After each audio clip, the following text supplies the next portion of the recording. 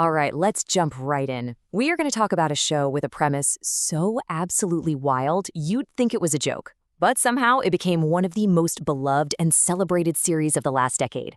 Yep, we're talking about the story behind the story of Jane the Virgin.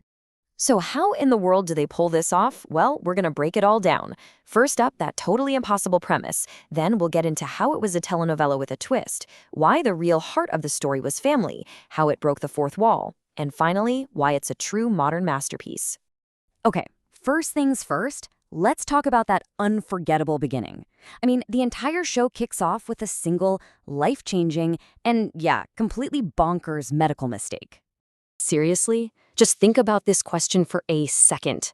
What if a devout virgin got pregnant by accident? I mean, come on, it's so dramatic, so ridiculously over the top.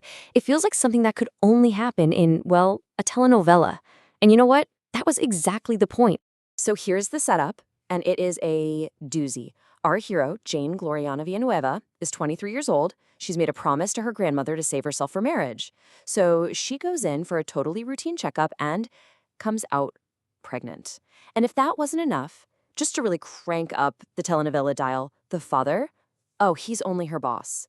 A rich hotelier, a cancer survivor, and her teenage crush, Rafael Solano. You can't make this stuff up. Okay, so with a setup that insane, where do you possibly go from there?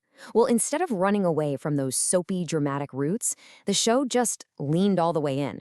It completely embraced the glorious, glorious drama of the telenovela. And I mean every trope in the book, but they did it with this modern, self-aware wink that just made it all feel so fresh and fun. You had the evil twin, remember Petra's sister Inezka showing up to cause absolute chaos? A total classic.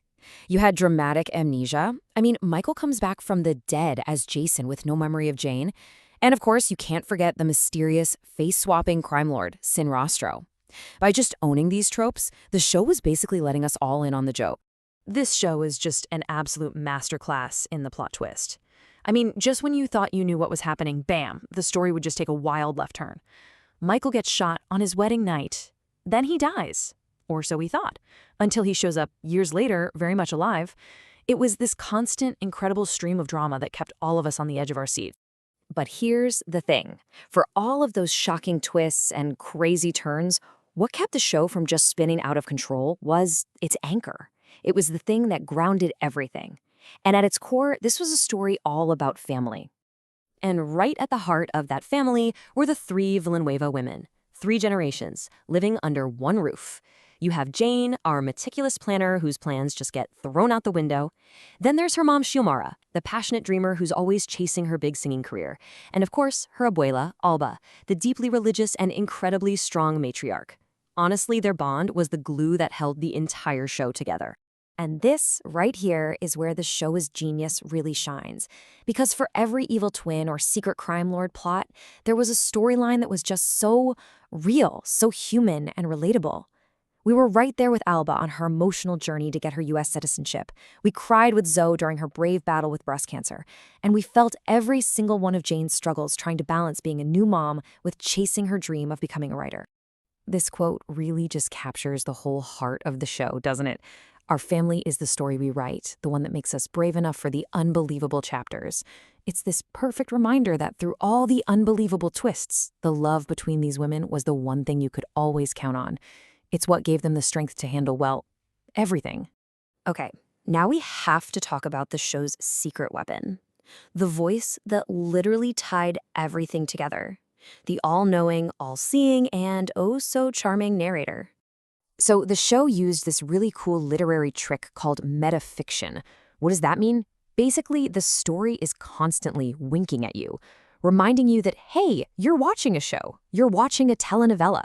And doing that allowed them to have so much fun with the craziest plot points, and it made us, the audience, feel like we were really part of it. And our guide through this whole thing was the one and only Latin lover narrator, voiced by the amazing Anthony Mendez. He was so much more than just a narrator, right? He was basically a character himself. He would comment on the action, he'd cheer for Jane, he'd recap everything with those hilarious text overlays on the screen. It really felt like you were cuddled up on the couch, watching your favorite show with your funniest friend. And this right here? This is the magic trick. He didn't just break the fourth wall, he invited us to come hang out on the other side. Jane realized she was in a telenovela. And so were we. We weren't just watching Jane's life unfold. No, no. We were in the telenovela with her. We were part of the story, sharing every single gasp, laugh, and tear. So you take all that melodrama, you mix it with so much heart, and you add a layer of that meta humor. How did it all come together to create something so special? Well, let's talk about why Jane the Virgin really is a modern masterpiece. I mean, for one thing, the critics went absolutely nuts for it. The show got a perfect 100% score on Rotten Tomatoes for its first 2 seasons. That almost never happens. And on top of that, it won a super prestigious Peabody Award back in 2014, which is a huge deal for its completely unique and heartfelt storytelling.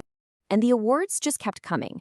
In 2015, the amazing Gina Rodriguez won the Golden Globe for Best Actress. And this was a huge historic moment. It wasn't just celebrating her incredible performance, it was a massive win for a show led by a cast of incredible Latina women. But really, the show's ultimate legacy is how it just blew up our ideas about genres. It proved that you could have a dramatic, soapy, serialized story that was also brilliant and heartfelt and absolutely hilarious. It basically made melodrama smart again. So that leaves us with one last question to chew on.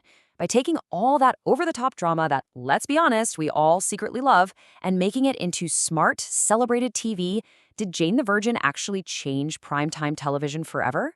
What's your take? I'd love to know your favorite telenovela twist from the show, so drop it in the comments below. And hey, if you had fun with this explainer, don't forget to hit that like button and subscribe for more deep dives.